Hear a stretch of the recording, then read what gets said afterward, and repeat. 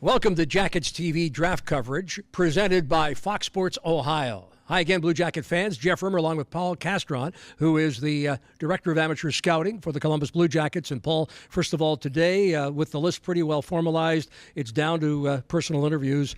And again, really a second chance to talk to kids that you talked to at the Combine. Yeah, exactly. We brought in a couple kids that we think we might have a chance to get in the first round, depending whether we keep all our picks or not. We wanted to see these kids again and just feel them out a little bit more, get to know them. Is there more discussion going on with other teams to perhaps either move up or maybe trade for a player?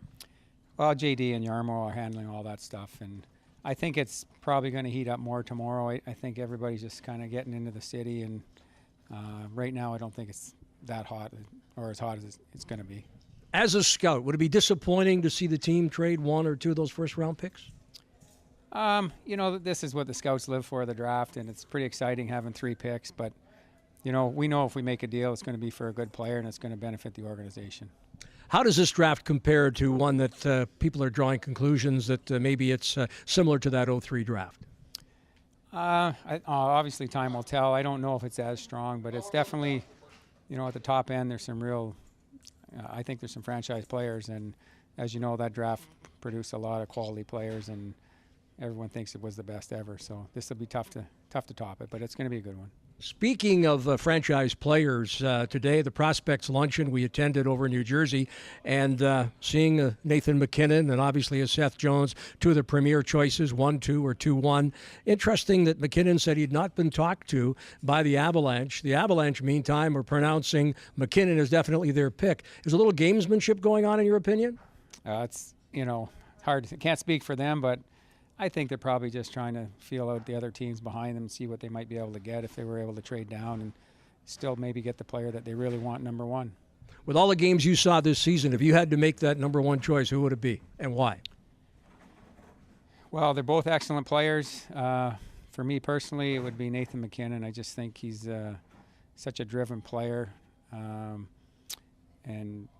he just competes so hard and never takes a night off. And, Seth Jones is... They're both probably franchise players. I think different positions, but if you're asking me for one, I'm saying Nathan. Okay, I'm not going to debate you on it, but there are those that say if you can get a world-class defenseman who's going to play 15 years on your blue line, that is a great skater, has offensive ability, and also can play a physical game, wouldn't that pick have to be Seth Jones, who for the most part this season was rated number 1?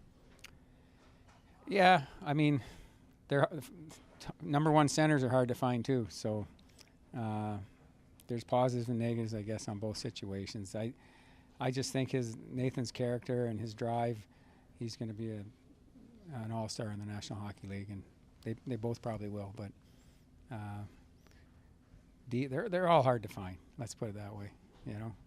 I'm still sticking with Nathan, though. You're sticking with Nathan. Interesting that talking to Nathan today, he talked in terms of maybe the best skill player in the draft. Skill, now we're talking, is his teammate Drouin.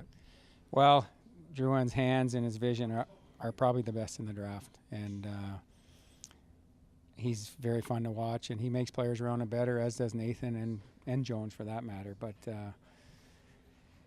he's very gifted with the puck, and he's got a great shot and excellent playmaker, so whoever gets him is getting an excellent player. Is there a big drop-off after those first 3 picks?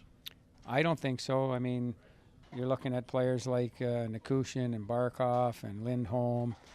I mean, they're all high-end, world-class players. So, who's to say where, they're going to be 5 years from now.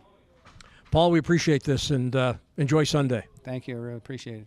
Paul Castron joining us here. This is our draft coverage from New York and the site of the draft back in New Jersey on Sunday at the Prudential Center. For Paul, I'm Jeff Rimmer. Thanks for joining us here on Jackets TV, presented by Fox Sports Ohio.